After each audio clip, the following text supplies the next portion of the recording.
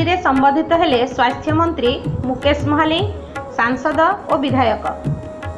बरगढ़ जिला गाइसलेट ब्लॉक तालपाली ठारे स्वास्थ्य मंत्री मुकेश महालिंग, बरगढ़ लोकसभा सांसद श्रीजुक्त प्रदीप पुरोहित और बीजेपुर विधायक श्रीजुक्त सनत गड़तिया को तालपाली ग्रामवासी और अंचलवासी तरफ भव्य स्वागत संबर्धना प्रदान करा जायथिला।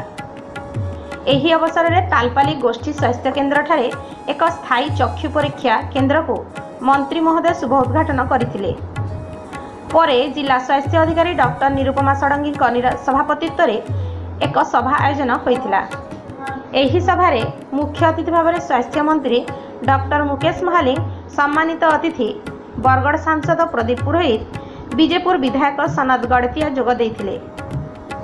अन्यमानक मध्य जिला स्वास्थ्य अधिकारी डॉक्टर इप्सिता पात्र, चक्षु विभाग मुख्य डॉक्टर सुभाष अग्रवाल प्रमुख जोग देइथिबा बेले जिला परिषद सभ्य झरणा पाणिग्राही, प्रवीण पाणिग्राही, मदन दीप, गोपाल साहू, विपिन बिहारी साहू, आनंद मटारी प्रमुख मंचासीन थिबा बेले तालपाली स्वास्थ्य केन्द्र समस्त कर्मचारी उपस्थित थिले।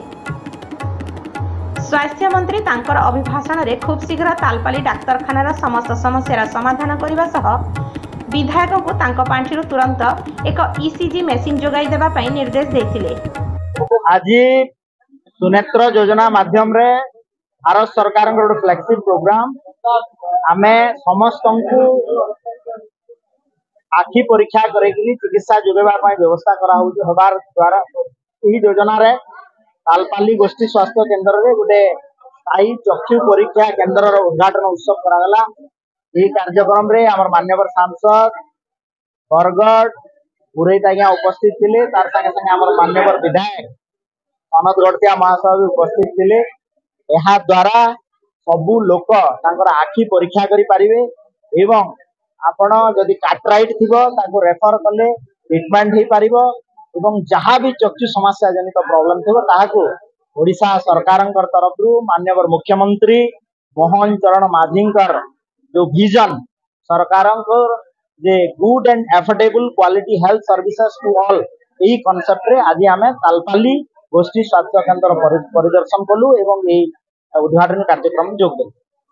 पूर्वर कथा मु जीवी नाही सियाडे 24 वर्षर कथा आम सरकार कोन करि पारिबो ताकू आमे कहिबु एवं आम सरकार लोकंकर सरकार, आमर मुख्यमंत्री लोकंकर मुख्यमंत्री, आमर मंत्री परिषद लोकंकर मंत्री परिषद एवं लोकंकर जहाँ डिमांड जहाँ तांकर इश्यूज रही ताकू आमे समय समय रे ताकू पूरण करिया पई चेष्टा करू। हमर तालपाली रो जे सीएससी अछि से जगह रे चक्षु चिकित्सा केंद्र उद्घाटन करागला। मान्यवर मंत्री डॉक्टर मुकेश महालिंग से आसिक तांकर निज हस्ते रे उद्घाटन कले और आगामी दिन रे हमर ई अंचल रो लोक मानकर जेंति बेले चक्षु संपर्कित कौन प्रकार तमन समस्या हुए तमने तार इडने लाभ उठे पारबे इ चिकित्सा पाई पारबे एतिरे बेले मुई मान्यवर मंत्री को मुई बहुत धन्यवाद दउछे और एम अंचल लोक मान को लेके बहुत सुविधा दे हमें पाला दिले बेले में हमर अंचल लोक मान को आउ आगामी दिन रे केंद्र सुविधा ही पारबा इसे रो उन्नतिकरण करा जाओ से बराबर से खबर चिंता करो।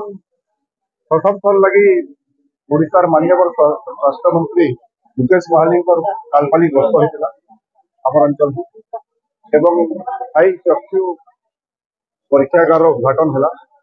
आप जिन प्रश्न पचार 24 वर्ष भितर स्वास्थ्य सेवा विपर्यस्त रही नवा सरकार गठन हो निश्चित रूप से लोक स्वास्थ्य आम लगी महत्वपूर्ण है। लोक मान सरकार लोक मैंने आशीर्वाद देते सरकार आगामी दिन में ओडिशार समग्र स्वास्थ्य व्यवस्था केन्द्र सुधरवा से दिगरे आम सरकार काम कर।